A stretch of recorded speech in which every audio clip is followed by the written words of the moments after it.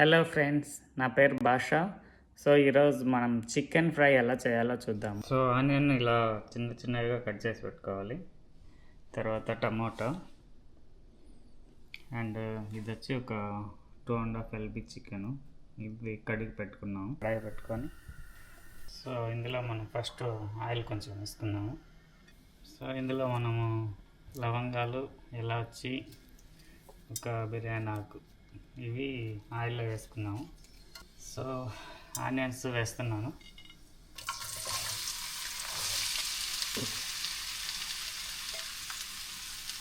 Onions మనకి బాగా బ్రౌన్గా golden కలర్లో ఫ్రై అవ్వాలి. అప్పుడే మనకి టేస్ట్ బాగా వస్తుంది. సో ఆనియన్స్ బాగా వేయించుదాం ఫస్ట్. సో ఇందులో మనం పట్ట కూడా వేస్తున్నాను కొంచెం. సో ఇది వేస్తుంది. సో దీని తర్వాత ఈ ఫ్లేవర్ అంతా పడితే మనకి చాలా బాగుంటుంది అన్నమాట టేస్ట్ చికెన్.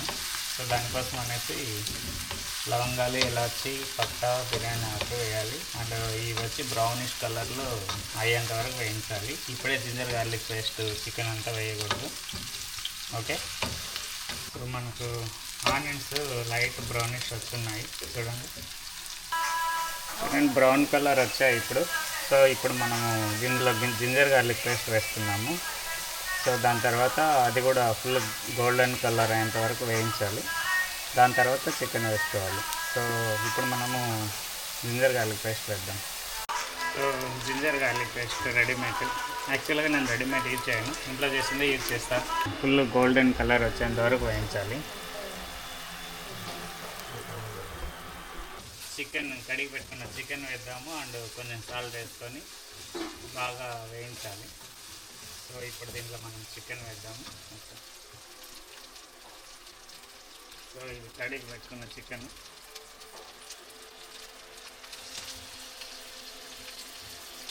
ఈ చికెన్ వేసి బాగా కలపాలి. అండ్ సాల్ట్ కూడా కొంచెం వేసుకోవాలి. ఇప్పుడు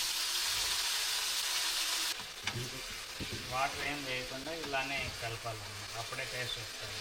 వాటర్ వేస్తే టేస్ట్ రాదు ఇప్పుడే. సో దీన్ని బాగా ఫ్రై చేయాలి కొద్దిసేపు. సో ఇందులో సాల్ట్ కూడా వేస్తున్నాము.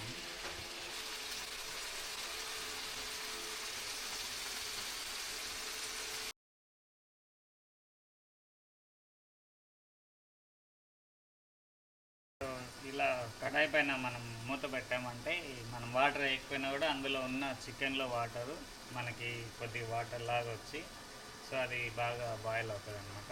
అప్పుడు టేస్ట్ కూడా చాలా బాగుంటుంది. సో మనం వాటర్ ఏమి వేయాల్సిన అవసరం లేదు. మీకు ఫుల్ గ్రేవీ కావాలంటే వాటర్ వేసుకోవాలి. ఇప్పుడు మేము చేస్తుండేది ఇది గ్రేవీ కాదు. సో దానికి కావాల్సింది మనం వాటర్ ఏమి వేయాల్సిన అవసరం లేదు. దాంట్లో వచ్చే వాటరే అది కొంచెం బాగా టేస్టీగా దానికి పడుతుంది. సో బాగుంటుంది. సో ఇప్పుడు ఇందులో మనము ధనియాల పొడి అండ్ పసుపు, దాని తర్వాత వచ్చి కారం పొడి అండ్ ఇందులో కొంచెం గరం మసాలా వేసుకొని బాగా ఫ్రై చేసుకోవాలి. సో దానికి కావాల్సినవి ఇప్పుడు వేద్దాము. సో ధనియాల పొడి ఇంకొక హాఫ్, దాని తర్వాత ఒక స్పూన్ వచ్చి కారం పొడి వేసుకున్నాము.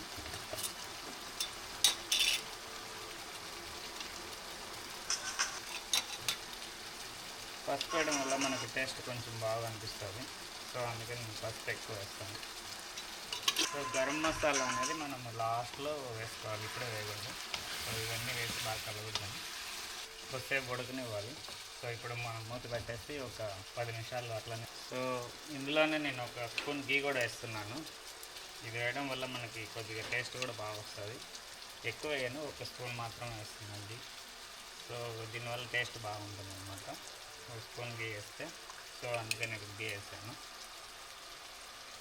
కట్ చేసి పెట్టిన టమాటా వేసుకుంటాను. చూడండి ఎంత బాగా వచ్చింది. ఇప్పుడు ఫుల్ గోల్డెన్ కలర్లో వచ్చింది.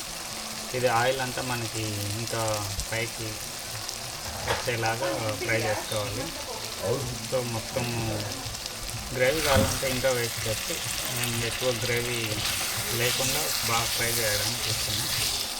ఇది ఫుల్ ఫ్రై చేసుకొని మనం సర్వ్ చేసుకోవచ్చు.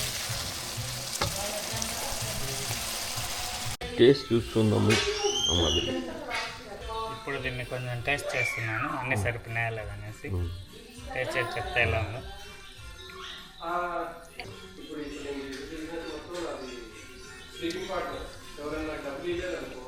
సూపర్గా ఉంది. మనం ఇంకా కొంచెం బాగా ఫ్రై చేద్దాం. మసాలా అనేది పీసెస్కి చాలా బాగా పట్టింది. సో ఇప్పుడు మళ్ళీ మా అంకుల్ చేస్తున్నారు టేస్ట్. ఏమండి ఇప్పుడు నేను టేస్ట్ చేసి చూస్తున్నాను. మా బాసాబాయ్ చేసిన టేస్ట్ ఎలా ఉందో చెప్పి చూస్తాను. బాబా సూపర్గా ఉందండి. సో ఇందులో నేను ఒక స్పూన్ గరం మసాలా వేస్తున్నాను. ఇది వచ్చి ఫైనల్లో టేస్ట్ కోసం అనమాట. సో ఇది వేస్తే మనకు స్మెల్ బాగుంటుంది. సో అందుకనే కొంచెం గరం మసాలా వేస్తున్నాను, ఒక హాఫ్ స్పూను. సో టేస్ట్ బాగా వస్తుంది. అండ్ కలిపేసిన తర్వాత మనం ఒక 10 నిమిషాలు వదిలేయాలి, అట్లనే సిమ్లో పెట్టేసి. ఆ స్మెల్ అనేది బాగా పడుతుంది పీసెస్కి. సో మనం ఫైనల్గా చికెన్ అయిపోయింది. ఇందులో ఇప్పుడు మనం కొంచెం కొత్తిమీర వేసేసి దీన్ని డెకరేట్ చేస్తున్నాము. సో అంతే ఫైనల్. చూడండి ఎంత బాగా వస్తుంది.